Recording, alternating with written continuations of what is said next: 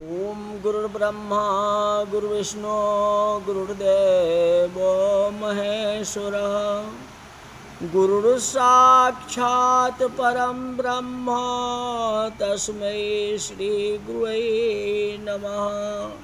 आज की कथा गीता में सत्य के लिए आवश्यक तत्व, सत्य के लिए आवश्यक तत्व। 18वां अध्याय के 40वां श्लोक।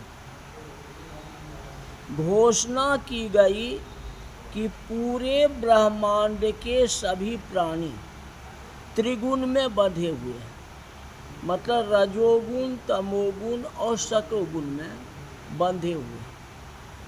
ऐसा कोई भी नहीं जो मुक्त है। 18वां अध्याय अपने स्वभाव अनुसार जनित गुणों से ही सबने कार्य करना है। कहते कर्म बताए हैं जो मनुष्य को ब्राह्मण बनाते हैं, वे हैं सम, मन का निग्रह और दम, इंद्रियों का निग्रह, शुद्धता और सरलता, तप, कठिन परिश्रम करना, ज्ञान के लिए अध्ययन और परम तत्व के अनुभव के विज्ञान की समझ, और साथ ही आस्तिक बुद्धि और उस एक को मानने के कर्म। 18वां अध्याय के 43वां श्लोक में कर्म बताए जो उसे क्षत्रिय बनाते हैं। क्षत्रिय कैसे बनाते हैं? ब्राह्मणों के पास में सम और दम रहना चाहिए, दमन करने की शक्ति होना चाहिए। यही बात है। ब्राह्मण बोलते नहीं है, ब्राह्मण को शांत स्वभाव बना के रखना चाहिए, क्रोध नहीं करनी चाहिए।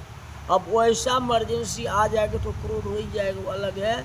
लेकिन जहाँ तक वो कोई कुछ बात बोले, लेकिन अपना सिरोधार्य करते रहो, लेकिन जो है दमन करना चाहिए, स्थिर रहना चाहिए। और क्षत्रिय 18वां श्लोक में क्षत्रिय किसे बनाते हैं? जैसे धैर्यता के साथ कोई कार्य को करना, चतुरता से करना, बुद्धि से करना, मन में उत्साह और उमंग होना चाहिए। कठिन परिस्थिति में भी जो है दलमलित नहीं होना चाहिए, अपना रास्ता पकड़ के चलना चाहिए। जहाँ जरूरत है वहाँ दान देना चाहिए और अपनी स्वामी का भाव रखना चाहिए, प्रजा की रक्षा करनी चाहिए। ये क्षत्रिय है। और वैश्य का कर्म क्या है? वैश्य को क्या करना है और शूद्रों को क्या करना है बताता हूँ। वैश्य का काम है गौ रक्षा, वाणिज्य, व्यापार, कृषि। वैश्यों का यही कर्म है। सभी वर्णों की सेवा करना जो है शूद्र का काम है। ये लोग तो अपनी रास्ते से चलेंगे। अगर निम्न शूद्र जैसे कहते हो, अगर सेवा नहीं करेंगे तो फिर काम कैसे होगा? किसान खेती करेगा, अगर लेबर नहीं होगा तो कैसे क्या होगा बताओ? अनेकानेक बात है। जो बात है तो चारों वर्ण का अपना अपना अलग अलग काम है, अपने अपने कर्म को करना है। तो ब्राह्मण, क्षत्रिय और वैश्य सभी वर्णों की सेवा करना शूद्र के कर्म है। कर्म अनुसार हम एक ही दिन में ब्राह्मण हो सकते हैं। जो बीता सो बीत गया, उसको छोड़ो और एक ही दिन हम अच्छे ढंग से अपना कर्म करना प्रारंभ कर देंगे तो ब्राह्मण हो जाएगा, संस्कार मेरा बन जाएगा। ये नहीं जो एक दिन में कर लिया कर्म, दूसरे दिन जाके छोड़ दिया, तब कैसे होगा? कहते एक ही दिन में ब्राह्मण भी हो सकते हैं और शूद्र भी हो सकते हैं। ये अपने आप हुआ है। पूरा जिंदगी भर भगवान का भजन किया, अब बाद में जाकर के छोड़ दिया तो गया वही अधम में। अगर सफाई वाला कर्मचारी भजन पूजा करता है और अपने को अंदर बाहर से शुद्ध रखता है, तो वह शूद्र भी ब्राह्मण हो सकता है, क्योंकि सबसे बड़ा कर्म है और वह कर्म ब्राह्मण जैसा करता है, तो शूद्र भी जो है ब्राह्मण हो सकता है। और ब्राह्मण जो है शूद्र जैसा काम करेगा, कर्म करेगा, वह भी जो है शूद्र हो सकता है। तो अपने कार्य के साथ में गीता भी पढ़ा रहा हूँ, तो मैं वैश्य भी हूँ और ब्राह्मण भी। अब वेद पढ़ने का अधिकार ब्राह्मणों का है। अब ब्राह्मणों से आप छीन करके जो है पाठ करना प्रारंभ कर दो, तो ये क्या रही बात? हाँ, तब तो वही बात होगी। आजकल यही होता है, केवल जाति आदि के आप व्यक्ति का वध निश्चित नहीं कर सकते। कर्म से जातीयता को जो है हम पहचान सकते हैं, क्योंकि सबसे बड़ा जो है कर्म है। कर्म प्रधान, प्रधानता कर्म की है, जातीयता की कोई प्रधानता नहीं, कर्म की। 18वां अध्याय में ही बताया गया, जो अपने स्वभाव अर्थात अपनी रुचि अनुसार ही शिक्षा अध्ययन के बाद अपना कार्य चुनना चाहिए, चाहे उसमें आमदनी कम हो। ऐसा करने से ही आपके लिए हर पल ध्यान में रहना सरल होगा। अब आमदनी कम है तो दूसरा काम करना प्रारंभ कर दें, तो ये बात अच्छी बात नहीं है। आप कार्य ईमानदारी से कर पाएंगे और सत्य में ज्यादा रह पाएंगे, क्योंकि सबसे महत्वपूर्ण जो है कर्म है। काज्ञा श्रेयान स्वधर्म विगुणः परधर्मात् सनुष्ठितात् अकर्म कुर्वाणाप्नोति किल्लषम् अस्वभाव नियतम कर्म कुर्वन् नाप्नोति किल्लवम्। अच्छी प्रकार आचरण, अच्छे गुण वाला किए हुए दूसरे अन्य वर्ण के धर्म से अपना गुण रहित धर्म भी श्रेष्ठ है, क्योंकि ऐसा धर्म अपनाने से, ऐसा कर्म करने से मनुष्य पाप से बचा रहता है। कहते बहुत ही सरल इसे समझना है। जब आप अपना कार्य रुचि से करेंगे तो मान सम्मान रुपया आदि के लिए अतिरिक्त कष्ट या विकार जगाने की आवश्यकता ही नहीं होती। अपना कर्म करते रहो, अपने आप सब कुछ मिलेगा। साधु संत जो है तीर्थ स्थान में भंडारा लगा देते हैं,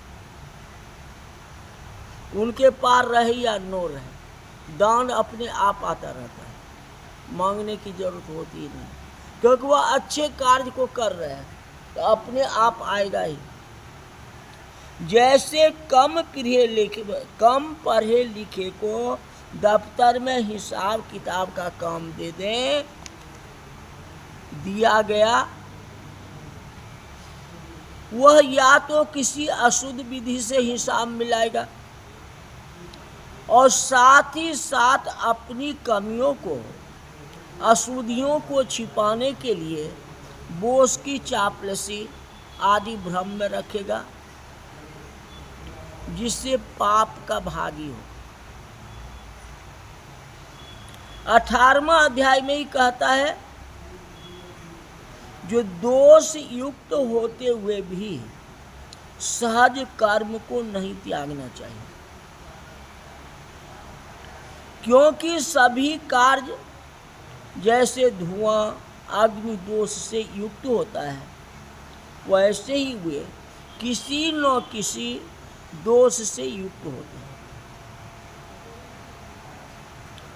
जैसे ब्राह्मण के कार्य में अकर्मण्यता का दोष, कोई बड़ा क्षत्रिय समान शारीरिक कार्य का अभाव, शूद्र के कार्य में निष्कृष्ट कार्य करने का दोष इत्यादि।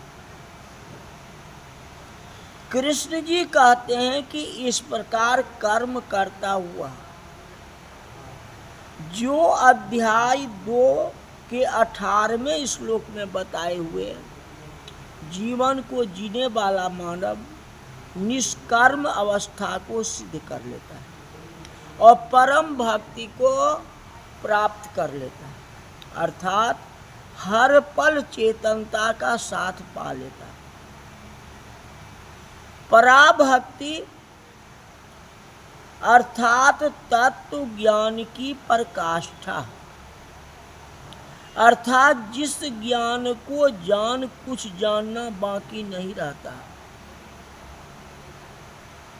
18वां अध्याय में ऐसी पराभक्ति द्वारा ऐसे व्यक्ति चैतन्य हो जाता है और सुख दुख से परे हो जाता है और वह मेरा अविनाशी परम पद को पा जाता है, यानी चेतनता को बन जाता है और शरीर में सनातन का वास कराता है।